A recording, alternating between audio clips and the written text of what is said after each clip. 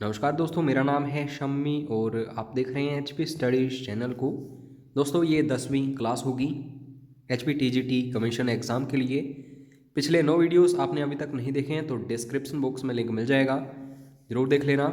जो स्टूडेंट्स नए जुड़े हैं उनको बता दूं, 1000+ क्वेश्चंस की ये सीरीज़ डिस्कस कर रहे हैं हम, जिसमें history, geography, polity, economy, science, इन सब्जेक्ट्स के काफ़ी इंपॉर्टेंट क्वेश्चंस हैं जो बार बार पूछे जाते हैं हर एक परीक्षा में। बाकी दोस्तों, अगर आप Hindi, English, HP GK, current affairs, static GK, child development and psychology, इन सब के नोट्स अच्छे से प्राप्त करना चाहते हैं तो आप पेड क्रैश कोर्स ज्वाइन कर सकते हैं।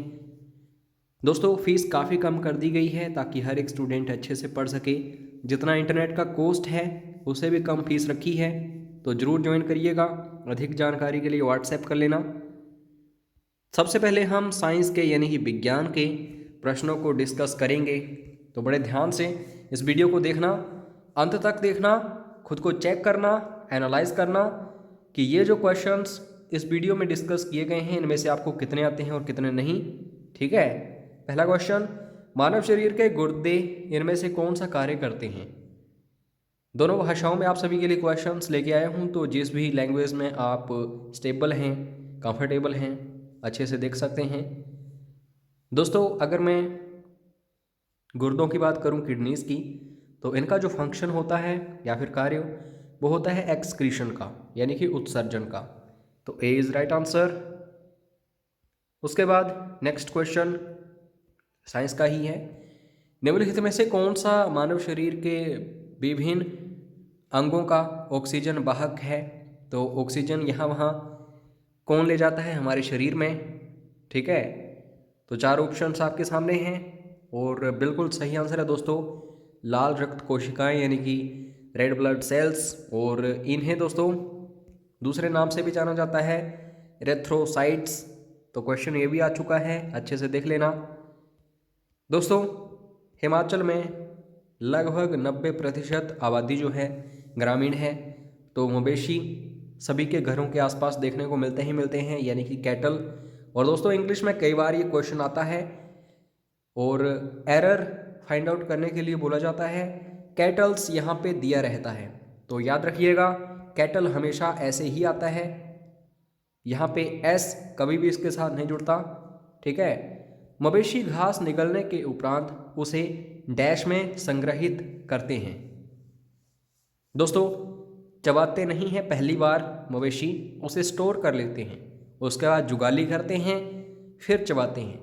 तो सबसे पहले वो रुमेन यानी कि प्रथम आमाशय में रखते हैं। ठीक है। बाद में जब जुगाली करते हैं तो मीथेन गैस जो है उसे छोड़ते हैं। क्वेश्चन ये भी आ चुका है, अच्छे से याद रखिएगा। और ये जो रुमेन है, प्रथम आमाशय से दूसरे नाम पोंच से भी जाना जाता है, जिसको भी याद रख लेना। पॉलिटी का क्वेश्चन है ये। ठीक है। राज्य व्यवस्था, जिन विषयों पर केंद्र और राज्य सरकार दोनों कानून बना सकते हैं वे डैश में शामिल हैं। तो 3 प्रकार की सूचियां होती हैं हमारे संविधान में। सबसे पहली संघ सूची, फिर राज्य सूची और फिर समवर्ती सूची। तो दोस्तों, ये जो कनकरेंट लिस्ट है यानी कि समवर्ती सूची, इसमें क्या होता है, सेंट्रल गवर्नमेंट और स्टेट गवर्नमेंट ये दोनों कानून बना सकती हैं, जैसे एजुकेशन हो गई या फिर जो जंगल हैं, फॉरेस्ट वगैरह। और याद रखिएगा, ये जो कनकरेंट लिस्ट या फिर समवर्ती सूची का कॉन्सेप्ट है ये ऑस्ट्रेलिया के संविधान से लिया गया है, तो क्वेश्चन ये भी बनता है। और ये भी याद रख लेना कि 7वीं अनुसूची में है ये, 7th शेड्यूल। नेक्स्ट क्वेश्चन दोस्तों वेरी वेरी इंपॉर्टेंट है, याद रखिएगा। राष्ट्रपति और उपराष्ट्रपति की अनुपस्थिति की स्थिति में निम्नलिखित में से कौन राष्ट्रपति के कार्यों का पालन करेगा? अब मैं एक एग्जाम्पल या फिर रियल एग्जाम्पल की बात करूं तो वो आपको बताऊंगा। फिलहाल आंसर जान लो। अगर दोस्तों राष्ट्रपति उपस्थित नहीं है, उपराष्ट्रपति भी उपस्थित नहीं है, भारत के जो मुख्य न्यायाधीश होंगे वो राष्ट्रपति का कार्य करेंगे। अब एग्जाम्पल क्या है, बिल्कुल रियल एग्जाम्पल है, आपको एक एक पॉइंट इसके बारे में याद रखना है। और आई थिंक ये बात है 1969 की, इसको आप कंफर्म कर लेना, ठीक है। उस समय दोस्तों जो राष्ट्रपति थे जाकिर हुसैन, उनकी हो गई मृत्यु, ठीक है।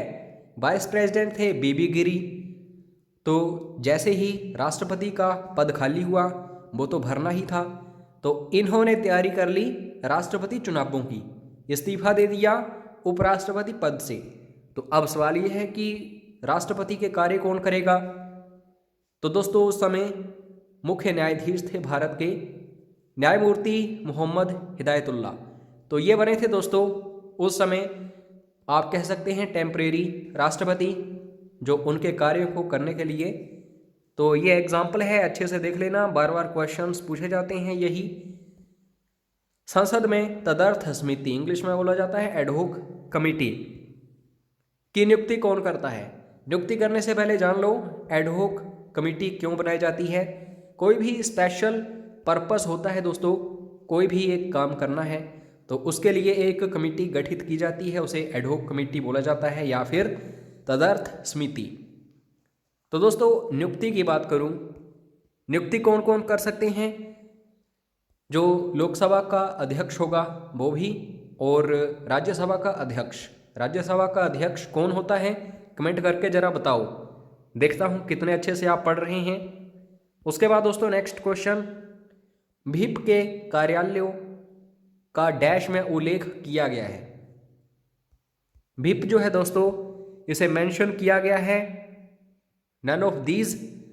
तो ये जो क्वेश्चन है व्हिप वाला, ये एग्जाम में एक बार देखा गया था, हालांकि इतना इंपॉर्टेंट नहीं है इसलिए मैंने डिस्कस किया है। और ये जियोग्राफी का क्वेश्चन है या फिर करंट अफेयर्स का, क्योंकि सबरीमाला ये जो स्थान है काफ़ी चर्चा में रहता है। सबरीमाला स्थान निम्नलिखित में से किस राज्य में स्थित है। जो इम्पोर्टेंट स्थल है उनको अच्छे से देख लेना कि किस राज्य में ये पड़ता है, किस केंद्र शासित प्रदेश में पड़ता है। सबरीमाला स्थान जो है दोस्तों ये पड़ता है केरल में, ठीक है। केरल की जो राजधानी है ये पूछी जाती है कई बार, तिरुवनंतपुरम, याद रखिएगा। और यहाँ के सीएम कौन है, अगर आप कमेंट करके बताओगे तो मुझे अच्छा लगेगा। और दोस्तों कमेंट्स आप ऐसे करिए, जो भी नॉलेज आपको है सब कुछ लिख डालो, जब तक आप लिखेंगे नहीं तब तक याद नहीं रहेगा। और जो भी कमेंट्स पढ़ेंगे वो भी खुश होंगे आपकी कमेंट्स को देख के। जलेपला एक दर्रा है दोस्तों और इसकी ऊंचाई काफ़ी ज़्यादा है, तो आपको पता होना चाहिए कि किस राज्य में यह स्थित है। बिल्कुल सही आंसर है दोस्तों, जलेपला दर्रा जो है ये पड़ता है सिक्किम में। और सिक्किम की अगर बात करूं तो बिल्कुल एग्जैक्टली भारत में जो सबसे ऊंची चोटी है कंचनजुंगा वो स्थित है। हालांकि K2 को बोला जाता है कि सबसे ऊंची चोटी है, लेकिन वो पड़ती है पाकिस्तान ऑक्युपाइड कश्मीर में। तो क्वेश्चन घुमा फिरा के बनते हैं, अच्छे से देख लेना। उसके बाद नेक्स्ट क्वेश्चन, गढ़वाल हिमालय पर्वत श्रृंखलाएं कहाँ स्थित हैं। तो गढ़वाल कुमाऊं आपने नाम सुना ही होगा, उत्तराखंड की बात कर रहा हूँ, ठीक है।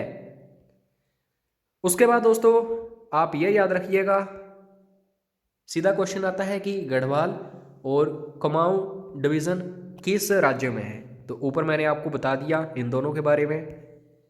महादेव पहाड़ियाँ जो हैं किस राज्य में पड़ती हैं, और पहाड़ियों की एक श्रृंखला है, काफ़ी इम्पोर्टेंट है। और ये जो दोस्तों राज्य है याद रखिएगा इसमें, यानी कि मध्य प्रदेश की बात कर रहा हूँ। सबसे पहले विंध्याचल, उसके बाद महादेव, सतपुड़ा, ये 3 वेरी वेरी इंपॉर्टेंट हैं, ठीक है। तो बी इज राइट आंसर। और सतपुड़ा जो है रेंजेस, इनके ऊपर पड़ती हैं Mahadev hills. Next question, Nag Tibba. दोस्तों याद रखिए इस वीडियो में ज्योग्राफी के मैंने काफ़ी सारे क्वेश्चंस ऐड किए हैं, क्योंकि ज्योग्राफी के ऐसे क्वेश्चंस आपको पढ़ने ही पड़ते हैं। बार बार पढ़िए ऐसे क्वेश्चंस को, तभी एग्जाम्स में पक्के होंगे आपके मार्क्स।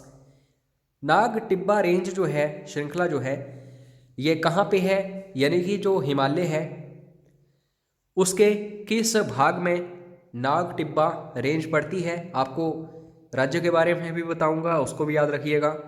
नाग टिब्बा दोस्तों लेसर हिमालय में पड़ता है। लघु हिमालय की बात करूं तो हमारा प्यारा हिमाचल प्रदेश भी लघु हिमालय में है, तो नाग टिब्बा भी इसी रेंज में पड़ता है हिमालय के। और उत्तराखंड याद रखिएगा, नाग टिब्बा जब भी एग्जाम में आए और कोई राज्य पूछा जाए तो उत्तराखंड वहाँ पे टिक करिए। और दोस्तों ग्रेटर हिमालय जो है इसका दूसरा नाम क्या है, ये भी इंपॉर्टेंट क्वेश्चन है। ग्रेटर हिमालय बिल्कुल सेंटर में है दोस्तों, ऐसा मत सोचना कि ग्रेटर हिमालय बिल्कुल उस पार है, उस पार को बोला जाता है ट्रांस हिमालय, और सबसे ऊंचा ग्रेटर हिमालय ही है, ठीक है। तो अदर नेम इसका क्या है, वो है दोस्तों हिमाद्री। बर्फ से ढका रहता है ये 12 महीने, इसलिए हिमाद्री से बोला जाता है, ठीक है। और दर्रा एक और इम्पोर्टेंट, माना दर्रा। तो यहाँ पे क्वेश्चन ये पूछा गया है कि ये जोड़ता किन स्थानों को है, ये नहीं पूछा गया है कि कहाँ पे है, किन दो स्थानों को आपस में जोड़ता है। तो याद रखिएगा ये जो माना दर्रा है दोस्तों, ये भारत और तिब्बत को जोड़ता है। ऐसे हजारों दर्रे हैं जो भारत और तिब्बत को जोड़ते हैं। तो माना पास जो है यानी कि ये दर्रा, तो आपको ये भी याद रखना है कि कहाँ पे है, ये ज़्यादा इम्पोर्टेंट है। इसका दूसरा नाम जो है डुंगरीला, यानी कि माना दर्रा डुंगरीला। और नंदा देवी बायोस्फीयर रिजर्व आपको देखने को मिलता है उत्तराखंड में, उसी का ये हिस्सा है माना दर्रा, और उत्तराखंड राज्य में है। ये ज़्यादा इम्पोर्टेंट है आपके लिए याद रखना। हिमालय की सबसे पूर्वी चोटी कौन सी है, आपको राज्य भी याद रखना है। और अगर आपको जरा भी मालूम है कि किस राज्य में कौन सी चोटियां हैं, तो बड़ी आसानी से आप एक लॉजिक लगा सकते हैं कि सबसे पूर्वी राज्य कौन सा है। आप सोचोगे कि हाँ ये तो अरुणाचल प्रदेश है, उसके बाद आपको याद रहेगा कि नामचा बरवा जो चोटी है वो इसी में है, तो यही बिल्कुल सही आंसर होगा। दोस्तों इस तरीके से सोचिए, आपको हार्ड वर्क तो करना ही है, साथ में आपको दिमाग भी लगाना है। अगर मैं पर्सनली अपने एक्सपीरियंस की बात करूं, मैंने जब एग्ज़ाम्स क्रैक किए थे तो मैंने इस तरीके के काफ़ी दिमाग भरे या फिर ट्रिक्स यूज़ किए थे एग्ज़ाम के बीच, ठीक है, तभी कामयाबी मिलती है। उसके बाद दोस्तों दून जो है ये क्या होती हैं, ये क्वेश्चन आ चुका है दोस्तों अलाइड मेन एग्जाम में लिखने के लिए। तो आज मैं आपके सारे डाउट्स क्लियर करूंगा, ठीक है, वीडियो को अंत तक देखते रहिए। क्वेश्चन पूछा गया है कि दून अनुदैर्ध्य घाटियां हैं जो डैश के बीच बनते हैं। तो कहीं ना कहीं इस क्वेश्चन में ही आपको डेफिनेशन मिल रही है। दोस्तों ध्यान से देखिए, दून्स जो हैं लॉन्गिट्यूडनल वैलीज होती हैं लेसर हिमालय, यानी कि हिमाचल प्रदेश में ही आपको काफ़ी दून देखने को मिलते हैं।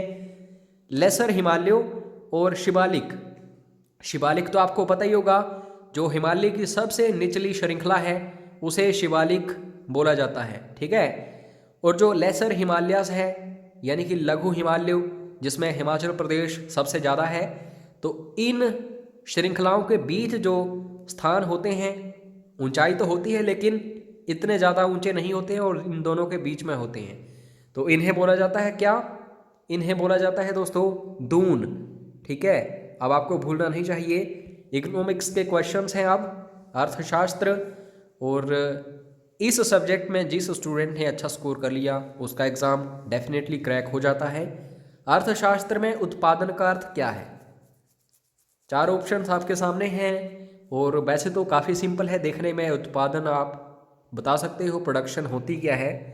तो याद रखिए दोस्तों, उपयोगिता का निर्माण यानी कि यूटिलिटी जो है उसे क्रिएट करना, कि कोई भी चीज़ रुकनी नहीं चाहिए। अगर आप कुछ भी मैन्युफैक्चर कर रहे हो तो बिकनी भी चाहिए, वो आगे मार्केट में जानी भी चाहिए, तो इसको बोला जाता है प्रोडक्शन, ठीक है। C is right answer. Next question, एक बिंदु पर योग्य प्रतिद्वंदी में जहां बाजार की मांग बाजार की आपूर्ति के बराबर होती है, इस अवस्था को किस रूप में जाना जाता है। अब दोस्तों इसके आंसर को देखिए जरा, इसका आंसर जो है वो है इक्विलिब्रियम। अब यहाँ पे होता क्या है कि जो भी प्रतिद्वंदी बाजार होता है, अब ये प्रतिद्वंदी बाजार क्या होता है, आज के ज़माने में आप देखोगे मोबाइल फ़ोन्स को काफ़ी सारी कंपनीज जो हैं मैन्युफैक्चर कर रही हैं, Samsung, Redmi and so on. तो ज़रूरी नहीं है कि एक ही कंपनी के मोबाइल फ़ोन्स बिकेंगे, काफ़ी ज़्यादा कंपटीशन है इनमें आपस में।